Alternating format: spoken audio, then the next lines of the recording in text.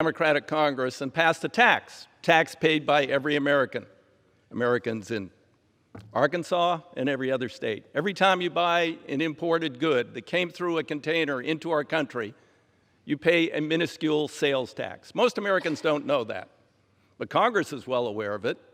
And for decades, Congress has been stealing that money.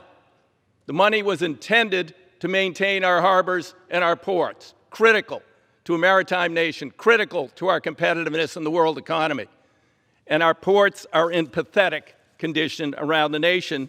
And as we hear so much about our crumbling infrastructure, the surface bill that I'm working on, our wastewater, our drinking water, we don't have any money. Well, here we have the money. We actually have the money. We've taken it from the American people. They've paid that tax, but Congress is stealing it and not applying it to harbors. Now, this has been a bipartisan problem over the years. This is not something, there was Republicans and Democrats who created this program, and it's been Democratic administrations, Republican administrations who have been diverting these needed funds. On a daily basis, our largest ports have only about 38% of their authorized capacity. That means longer lines of ships out to sea, more costs in the movement of goods, and particularly for our exports. Now, I'll note that this bill is strongly supported by the senator from Alabama, Senator Shelby. And Senator Shelby supports it because of the need to export from his state. And guess what? A bunch of those exports come from the state of Arkansas. Now, why would someone from that state, where half of their soybean crop is exported, where they have $3.1 billion in agricultural exports, be opposed to more efficiently moving their goods out of the country and adding costs to their farmers? I don't understand. But there are some people inland who think ports don't affect them. Ports affect every single American every day. Goods that are imported cost more when our harbors aren't dredged properly. And our trade deficit grows when we're not competitive in the world economy. So this has been coming. I started working on this 23 years ago with a guy named Bud Schuster. His son, Bill Schuster, succeeded him as chair over the last 6 years before we took back over the House as chairman of that committee. Twice, we moved that bill out of the committee unanimously, including provisions to spend the harbor maintenance tax on harbor maintenance.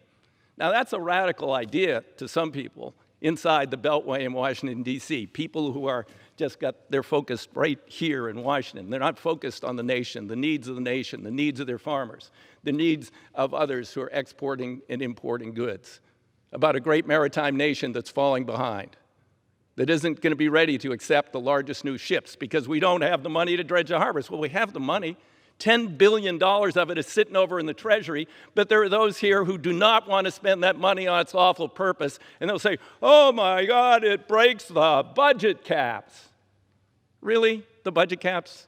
You know, the deficit this year was $397 billion higher than when President Obama left office.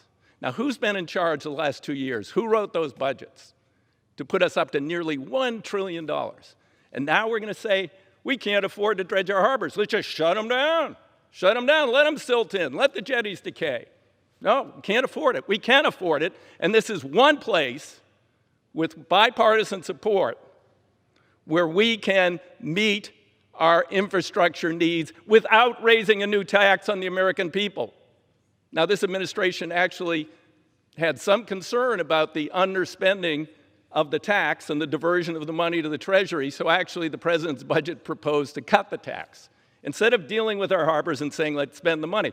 But that was written by Mick Mulvaney, the president's chief of staff in OMB. The president himself, when I was in a meeting with him discussing infrastructure, and I said, we have $10 billion, Mr. President, sitting in the bank, ready to be spent on infrastructure needs at our ports. And he turned to Kudlow and he says, spend that money.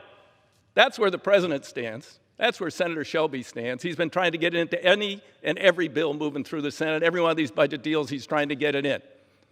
So here today, we're going to hear arguments we can't afford to spend the tax that we've taken from the American people on the purpose for which it was intended. I do not agree with that argument. With that, I retain the balance of my time.